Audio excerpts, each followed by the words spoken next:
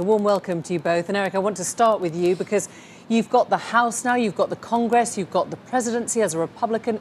You've never had such a good day as this since, what, Reagan? Well, it was probably back in the Bush era. So when I was in Congress, my early days with President Bush, there was a point at which all three, both House, Senate, White House, controlled by the Republicans. But it's an opportunity. Now, the Republicans have to govern, no excuses. And obviously, Donald Trump comes in with a very unusual context of an election. But you must love him now, right? Well, I mean, listen, as I think you and I had spoken before, I was a Jeb Bush supporter, and when Jeb Bush exited the primary process, I supported our candidate.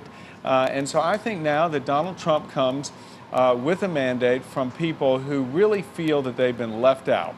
And there's clear evidence that some of the policies that have been in place just aren't working for people. And I think that's what happened when people went to the polls yesterday, is they said, look, with all his vulgarities, with all the kinds of things that he was about and said, they really said, you know what, I need change.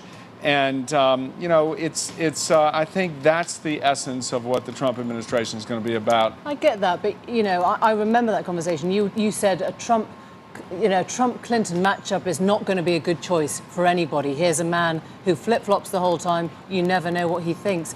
He's now the most powerful man in America, will be, and the world. Where does that leave your take on him? So I think it's best probably said by a Silicon Valley CEO who spoke at the Republican National Convention in Cleveland in August. Is Peter Thiel. And what Peter Thiel said was the media, what they did is they took him literally and didn't, I know Peter Thiel's line, and I've heard that, but I'm just asking for your personal sense of this. That's my sense, is when, that if you take him literally or you listen to what he has said in a Which is broader fine. sense. If you're a game show host, or if you, I don't know, run a show, you don't have to say things literally. If you're the president of the United States, then your words move markets. When you start to say things, people assume you mean them. Is that silly? So, no, it's not silly, but people took him seriously. The press never did. They took him literally. That's what I'm trying to say, is, the essence of what he was about was, I'm going to change. And whether it was building a wall, which, you really... I'm not so sure that's really what's going to happen. So how do we know what is essence of Trump then? I mean, you tell me what you know that he said for sure that he means, and what he doesn't, because the whole world is confused right now with what he's going to do. Well, I think that what he has said is some very definitive aspects in terms of defeating ISIS. He said bomb the S out of ISIS. What does that mean? He says he's going to defeat ISIS. But you remember, Arab countries blessed with this beautiful architecture of the Constitution. And what it does is it gives the Congress some significant powers, has the power of the purse. I know that Paul Ryan and Mitch McConnell, both in the House and the Senate, will be ready to work with this administration, with priority one being economic growth. So they should restrict Trump if he goes too far. I mean, now you're talking about, what, a Republican Congress trying to stop a Republican president if they don't trust him. No, but what we do know is that the plans that have been laid out by the Congress in the Better Way agenda put forward by Speaker Paul Ryan and Leader Mitch McConnell, they have put out there for the voters to see a better way in terms of tax reform, in terms of how we get economic growth going again. Mr. Trump is talking about infrastructure investment. All of these kinds of things, I think, is what you will see during the first 100 days.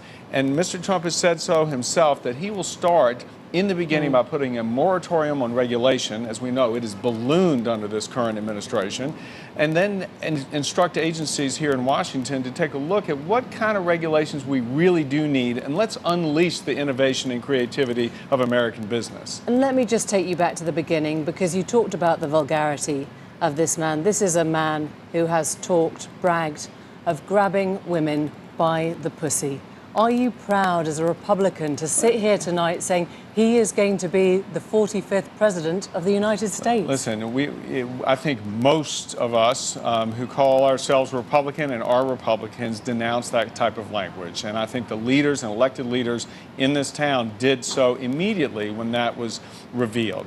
Mr. Trump apologized for that. Now, some will not accept his apology. I don't condone that language at all. But what I will say is we have heard the voters speak. And what I believe is the voters said, you know what, I'm going to discount that and I'm going to think about myself.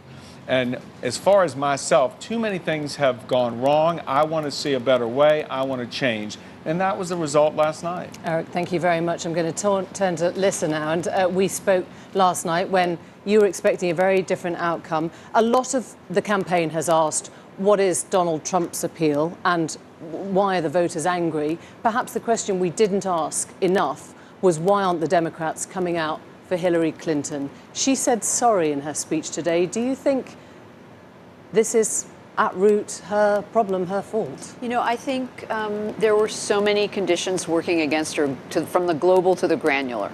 Some of her own making, many not of her own making, that just came together in a way that presented an impossible challenge for her, it turned out.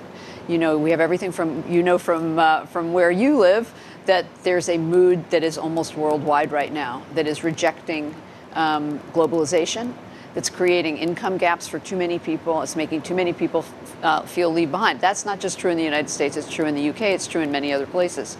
We see this kind of power and this passion. We see this economic populism taking root. So there were those sorts of things, which I think she had a hard time challenging. Could she never have fought that then? I mean, was she always the wrong person to be able to take on populism? Because that's essentially what you're saying is, you know, that a Democratic leader couldn't tap into populism. Well, I'm not sure that's true because I think Bernie Sanders tapped into the same thing.